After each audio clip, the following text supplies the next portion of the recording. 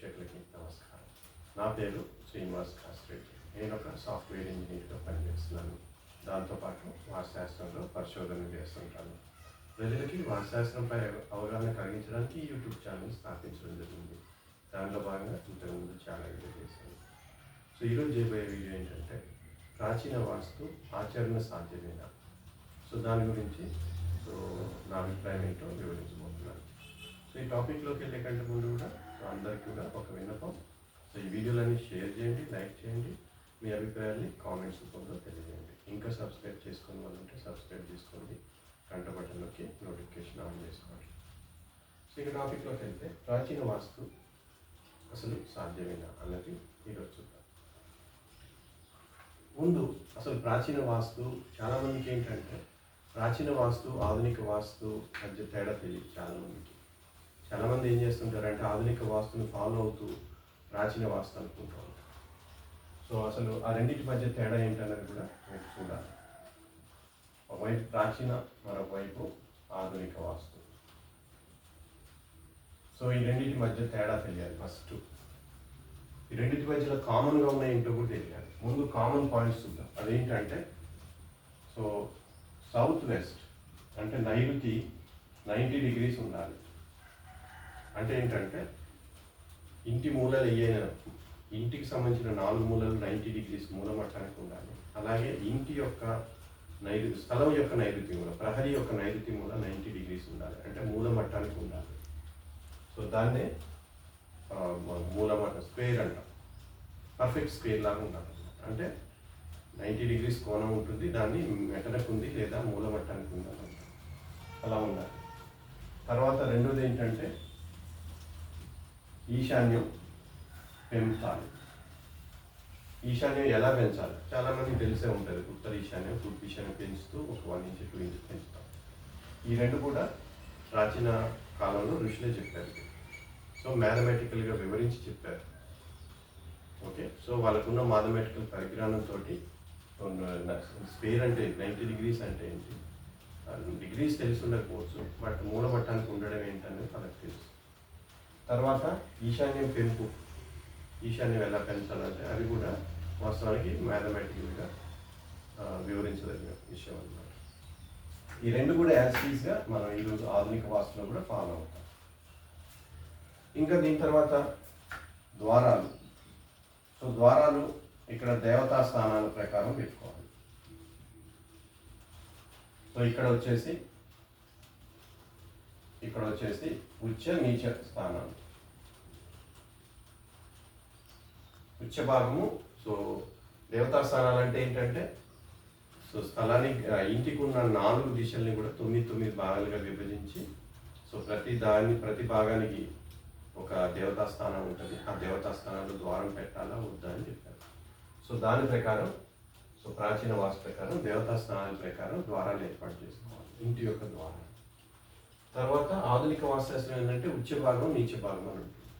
So ప్రతి దిశను 2 భాగాలుగా చేస్తాం. సో అందులో సగభాగం ఉచ్చం, సగభాగం నీచ భాగం. సో ఉచ్చ భాగంలో ద్వారం పెట్టుకోవాలని చెప్తాం. ఉదాహరణకి సో తూర్పు వైపు అయితే సో ఇలా ఉంటుంది. ఇది తూర్పు అనుకోండి. సో తూర్పులో మధ్య భాగం నుంచి ఈశాన్యం వరకు. ఇది ఉత్తరం అయితే ఉత్తరం మధ్య భాగం నుంచి ఈశాన్యం వైపు. పడమరైతే మధ్య భాగం నుంచి వాయువ్యం వైపు. దక్షిణం అయితే దక్షిణ మధ్య భాగం నుంచి ఆగ్నేయం వైపు. ఇవంతా కూడా ఉచ్చ భాగాలు అన్నమాట. అక్కడ ద్వారాలు పెట్టుకోవచ్చు. ఇదే నియమం ప్రహరీకి గేట్ పెట్టడానికి కూడా వర్తిస్తుంది. అయితే ప్రాచీన వాస్తులో ఏంటంటే సో ద్వారాలు పెట్టుకోవడానికి దేవతా స్థానాలు ఉన్నాయి. అండ్ గేట్ పెట్టుకోవాలి అంటే అది చెప్తాను, సపరేట్గా 4 పాయింట్ లాగా చెప్తాను. సో ఇది ద్వారాలకు సంబంధించిన విషయం. తర్వాత గదికి ఉచ్చ నీచం చూసి ద్వారాలు పెట్టాలని ఇక్కడ చెప్తుంది వాస్తుశాస్త్రం. దేవతా స్థానాలు ఏంటంటే సో గదితో సంబంధం లేదు, ఇంటి మొత్తానికి ఒక స్థానం చూస్తాం. అంటే ఏంటి, ఉదాహరణకి సో దేవతా స్థానాలు ఇలా ఉంటాయి. 9 భాగాలు చేయాలి ప్రతి దిశను కూడా. సో ఉదాహరణకి ఉత్తరంలో 3, 4, 5 అన్నారు. ఇక్కడ ఎక్కడైనా పెట్టుకోవచ్చు. అంటే ఆ గదితో సంబంధం లేదు. వాయువ్యం గది కూడా మీరు ఉత్తరంలో ద్వారం పెట్టుకోవచ్చు ప్రాచీన వాస్తు ప్రకారం. బట్ పెడతారా లేదా అన్నది వేరే విషయం. తర్వాత గేటు సో గేట్ వచ్చేసి మనకి ఇక్కడ పూర్ణ బాహు, తర్వాత ఉత్సంగ్, తర్వాత ప్రత్యక్షయ ఇట్లా ఉన్నాయి. అంటే ప్రవేశము అంటాం. అంటే రోడ్డు నుంచి మీ ఇంటిలోకి, వీధి నుంచి మీ ప్రాంగణంలోకి, ప్రహరీ లోపలికి ఎలా ఎంటర్ అవుతారన్న దానికి కొన్ని చెప్పారు. పూర్ణబాబు, ఉత్సంగ్, హీనబాబు, ప్రత్యక్ష ఇలా కొన్ని చెప్పారు. అయితే ఏంటంటే ఇక్కడ ఇట్లాంటివి ఏమి ఉండవు. ఇక్కడ సేమ్ ఉచ్చ నీచాలే వర్తిస్తాయి గేట్లకు కూడా. ఇది రెండింటి మధ్యలో ఉన్న తేడా. తర్వాత ఖాళీ ప్రదేశాలు.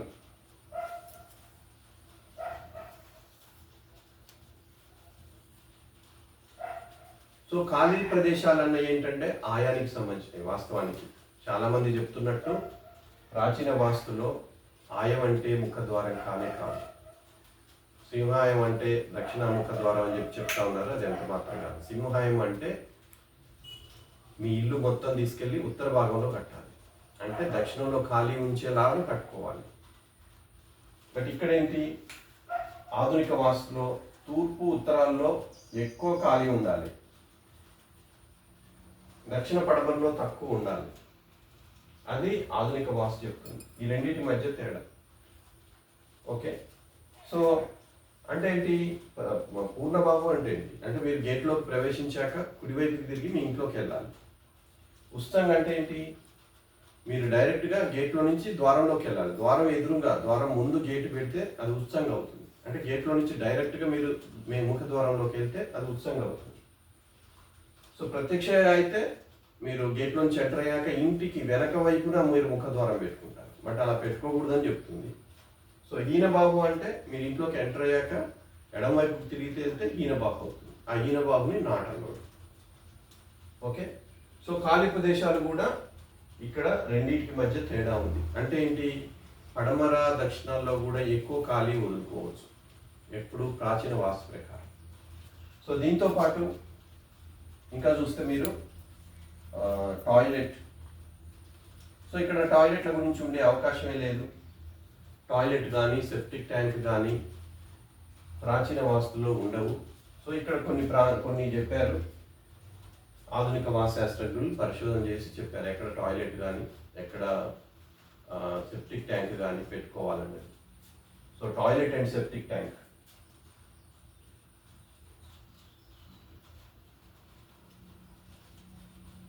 తర్వాత బావి. సో ప్రాచీన వాస్తు ప్రకారం ఏంటంటే బావి ఈశాన్యంలో కానీ కొన్ని గ్రంథాల ప్రకారం, విశ్వకర్మ ప్రకారం పడమరలో కూడా బావి పెట్టుకోవచ్చు. బట్ ఆధునిక వాస్తుశాస్త్రం ప్రకారం తూర్పు, ఉత్తరం లేదా ఈశాన్యంలో మాత్రమే బావి పెట్టుకోవాలి. ఎటువంటి గొయ్యి అయినా సరే ఈ 3 స్థానాల్లోనే ఉండాలి. సో ఇవి బేసిక్గా ఈ రెండింటి మధ్యలో ఉన్న తేడాలు. ఇంకా లాస్ట్ వచ్చేసి ఆయం. ఇది సపరేట్గా వివరిస్తాను మీకు.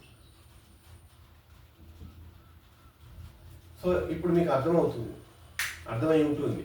సో ఈ రెండింటి మధ్య తేడా అర్థమైతే అసలు ప్రాచీన వాస్తుని ఫాలో అవ్వచ్చా, ఆచరించవచ్చా, ఎంతమంది ఆచరిస్తున్నారు, మీరు నిజంగానే ప్రాచీన వాస్తుని ఆచరిస్తున్నారా అన్నది ఇప్పుడు మీకు అర్థమవుతుంది. ఇప్పుడు పాయింట్ బై పాయింటే చూస్తాం. అంటే ఈ 2 పాయింట్లు చూడండి, నైరుతి 90 degrees ఉండాలి, ఈశాన్యం పెంచుకోవాలి. ఈ 2 ఆధునిక వాస్తులో కూడా ఫాలో అవుతాం మనం. తర్వాత దేవతా స్థానాలు ఎవరన్నా ఫాలో అవుతున్నారా మీరు ఆలోచించండి. చాలా మంది వీడియోల మీద వీడియోలు చేస్తారు ఈశాన్య స్థానాల్లో, దేవతా స్థానాల గురించి. ఈ స్థానంలో పెట్టుకుంటే అది జరుగుతుంది, ఆ స్థానంలో పెట్టుకుంటే ఇంకోటి జరుగుతుందని లాస్ట్కి తీసుకెళ్ళి మధ్య ద్వారంలో పెట్టుకోమని చెప్తారు. ఇంకా మరి దేవతా స్థానాలు ఎందుకు వదిలేశారన్నది వాళ్ళే చెప్పాలి, పండితులే చెప్పాలి, ప్రాచీన వాస్తు పండితులే చెప్పాలి. మధ్య ద్వారాలు. సో ఇక్కడ ఏంటి, ఉచ్చ నీచంలో మధ్య ద్వారం కూడా పెట్టుకోవచ్చు ఆధునిక వాస్తుశాస్త్రంలో. వాస్తవానికి ఆధునిక వాస్తుశాస్త్రం మాత్రమే మధ్య ద్వారాల్ని ఆమోదిస్తుంది. ఈ ప్రాచీన వాస్తు ప్రకారం మధ్య ద్వారాలు పెట్టుకోకూడదు. సో తూర్పులో కానీ ఉత్తరం, పడమర కానీ దక్షిణంలో కానీ మధ్య ద్వారం పెట్టుకోవద్దు. కేవలం ఉత్తరంలో అంటే N5లో మాత్రమే ద్వారం పెట్టుకోవచ్చు. E5లో కానీ S5లో కానీ W5లో కానీ ద్వారం పెట్టుకోకూడదు అని ప్రాచీన గ్రంథాలు చెప్తా ఉన్నాయి. మళ్ళీ అంతేకాకుండా ఉత్తరంలో ఉదాహరణకి N345 అంటే ముఖ్య బల్లాట సోమ అంటే వాయువ్యం నుంచి 3, 4, 5లో కూడా మీరు ద్వారం పెట్టుకోవచ్చు. మరి ముఖ్యలో ఎవరు ద్వారం పెట్టరు, బల్లాట కూడా పెట్టరు. సోమ కూడా కొంతమంది సోమ పెడుతున్నారు చాలామంది. ఓకే, సో అంటే ఏంటి, దేవతా స్థానాలు ఎవరు పాటించరు. నాకు ఈ ఎందుకు చెప్తానంటే, చాలామంది మీ ప్లాన్ ఇచ్చినప్పుడు నా ద్వారం ఎక్కడ పడింది, 4లో పడిందా 3లో పడిందా అని అడుగుతూ ఉంటారు. ముఖ్యంగా తూర్పు వైపు అయితే అడుగుతారు, దక్షిణ వైపు కూడా అడుగుతారు. ఎందుకంటే 5లో పడలేదు కదా ప్రాబ్లం వస్తుంది అని. తూర్పులో కూడా మధ్యలో పడలేదు కదా, లేదా ఏ ద్వారంలో పడింది, జయంతిలో పడిందా, ఇంకేదో ఉంటుంది, పేరు మర్చిపోయాను, అది వేరే విషయం. తర్వాత ముఖ్య బల్లాట్లు మరి ముఖ్యలో పెట్టుకుంటారా అని అడుగుతాను నేను. వద్దంటారు, మరి అదేంటో అర్థం కాదు. సో ఉచ్చ నీచ స్థానాల్లో మధ్య భాగం కూడా ఉచ్చ భాగమే. అయితే గదులు అమెరికన్ బట్టి పెట్టుకోవాలి. నేను కొన్ని వీడియోలు కూడా చేశాను మధ్య ద్వారాలు ఎలా పెట్టాలనేది. మధ్య ద్వారాలు కేవలం ఆధునిక వాస్తుశాస్త్రం మాత్రమే ఆమోదిస్తుంది.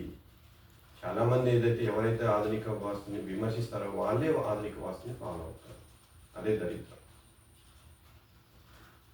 చాలామంది ఇప్పుడు మన పెద్ద పండితులు వాళ్ళైతే దేవతా స్థానాల మీద వీడియోల మీద ఎపిసోడ్ చేశారు. లాస్ట్కి నాకు తెలిసి ఒక్క ఇంటికి కూడా దేవతా స్థానాల ప్రకారం ఆయన ద్వారం పెట్టి ఉండరు.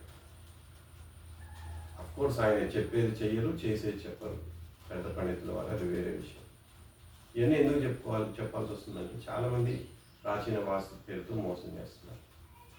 ఇంకా కొన్ని ఉన్నాయి. అసలు ఈ రెండు కానీ ప్రాచీన వాస్తు, ఆధునిక వాస్తు కాని వాస్తు కూడా ఉన్నాయి. రంగు నీళ్ళు అని చెప్పి, రంగు బల్బులని, ఇంటికి కలర్లు అని చెప్పేసి, ఆయది బిందెలు అని చెప్పేసి, అవి వాస్తు శాస్త్రానికి సంబంధించిన ఎంత మాత్రం కాదు.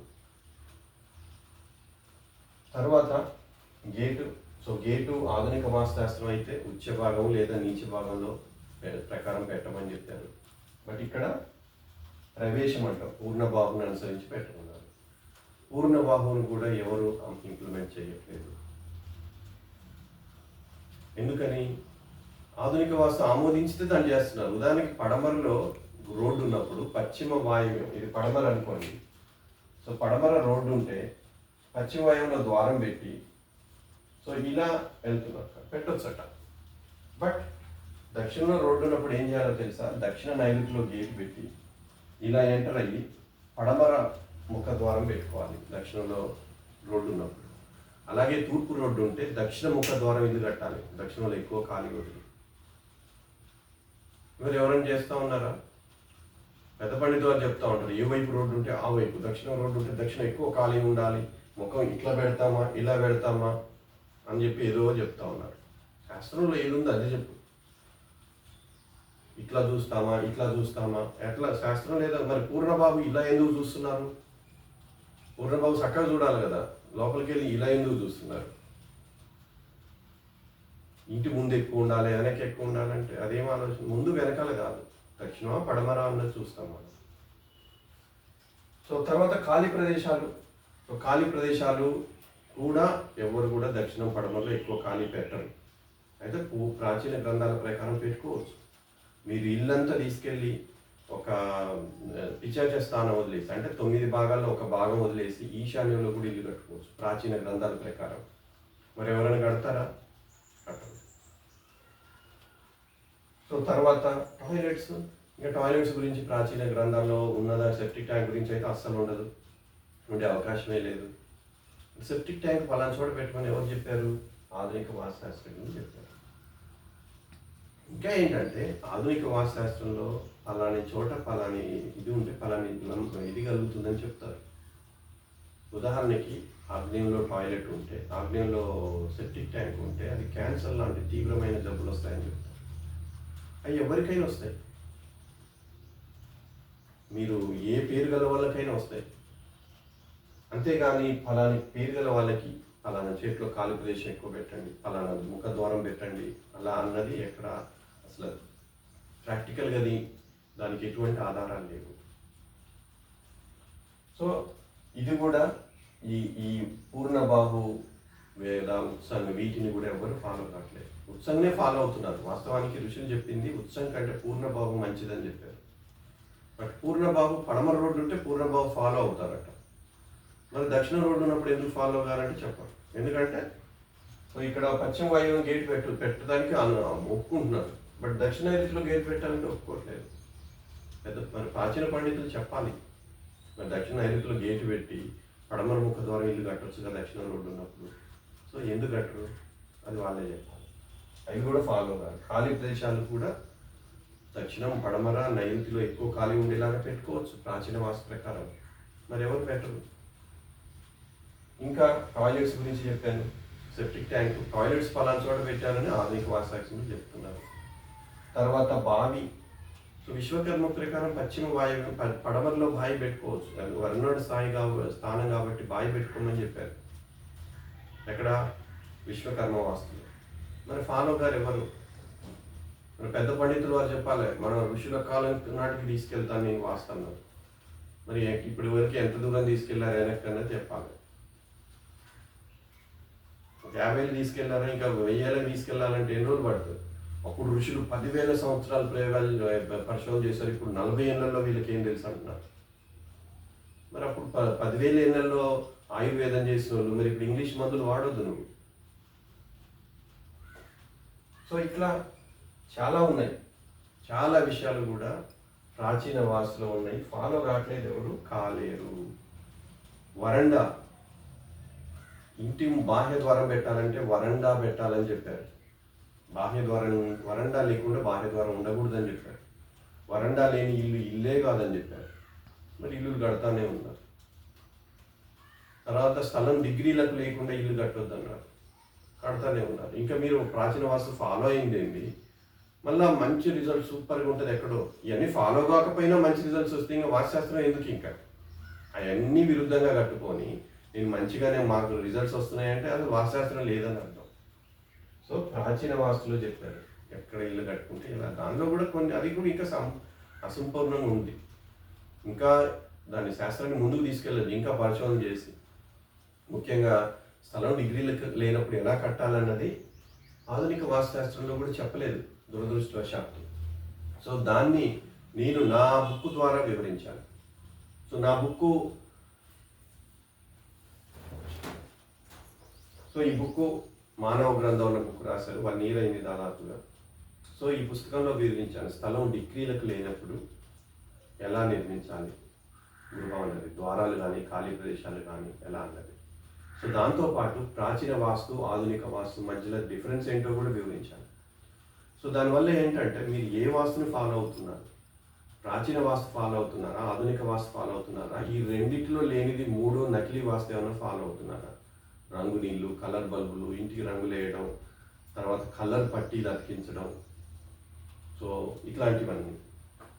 ఇంకా కొన్ని ఏంటంటే వాటిని మార్చేసి, ఉదాహరణకి దేవతా స్థానాలు అని చెప్పారు.